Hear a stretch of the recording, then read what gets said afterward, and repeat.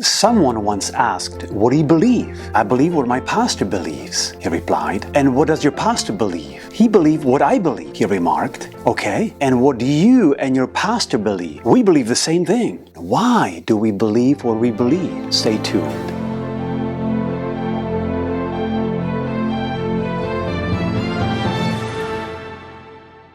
What is our picture of God? This will impact the way we view God and how we read the Bible. Philip, one of the disciples of Jesus, once asked, "Lord, show us the Father, and it will be sufficient for us." This is how Jesus responded, "I have been with you so long, and yet you have not known me, Philip? He who has seen me has seen the Father. So how can you say, 'Show us the Father'?" The disciples were saying, "Show us the Father, and we'll be happy." And Jesus told them, "What you see is what you get. If you have seen me, you have seen my Father." In the East, during the biblical times, some men would take a revenge on their enemy by going to their newly sown fields and plant some noxious wheat that, while growing it, would resemble the good plant. This would go unnoticed for some time. The farmer wouldn't know till well into the growing season. And this is what the devil does. He sows hatred and violence and discord, then skillfully shifts blame onto God for the turmoil he orchestrates. And this is how many people form the picture of God. Apostle John made a simple and yet profound statement. He wrote, "God is love." God isn't just loving, though He is loving. He is love. It describes the essence of God's nature. It goes beyond God's attributes. It defines His very being. This is just one aspect that impacts our understanding of the Bible and its teachings. Another aspect of how we view the Bible is our bias. A great example of this is found in Luke chapter 24.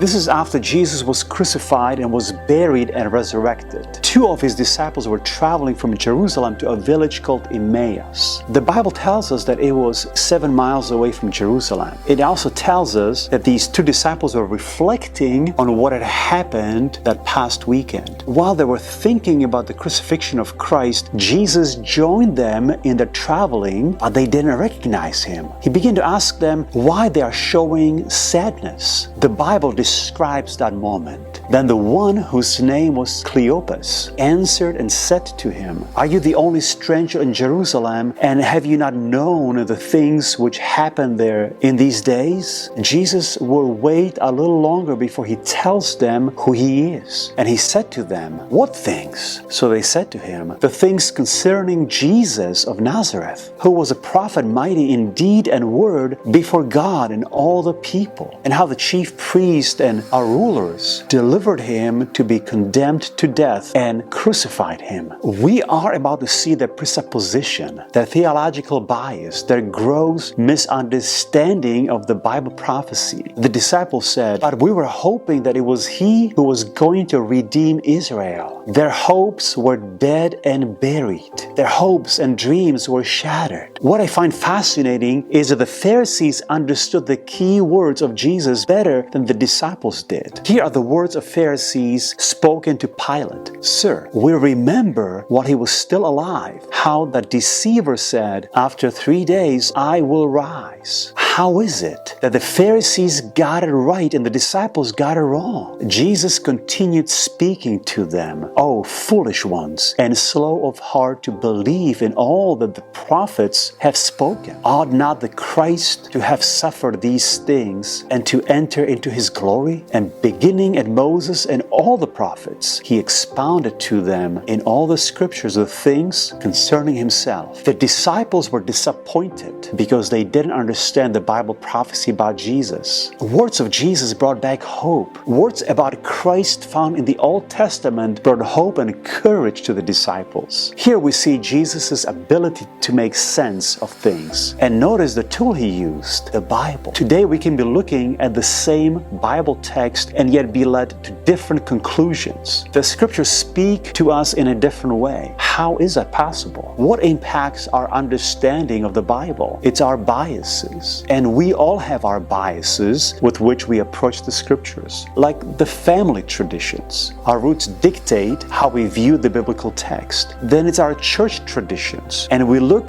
through those lenses. We have certain theological assumptions, pre-existing theological understanding. We question the Bible if it disagrees with us. We also have our experiences. They are so real, and so we question the scriptures rather than questioning the experience and its meaning. Our experience shouldn't and cannot be the base for our theology. Just like the nation of Israel, the culture may shape our assumptions. The Jewish nation had cultural expectation being fed for Romans, and it was so powerful that it led them to a narrow interpretation of God's plan, emphasizing the immediate political context rather than the broader redemptive purpose that Jesus came to fulfill. They saw the Messiah who would bring political liberation to Israel. Their hope was anchored in a specific expectation of a triumphant earthly redemption. They couldn't see beyond that point. We may have expectations that will shape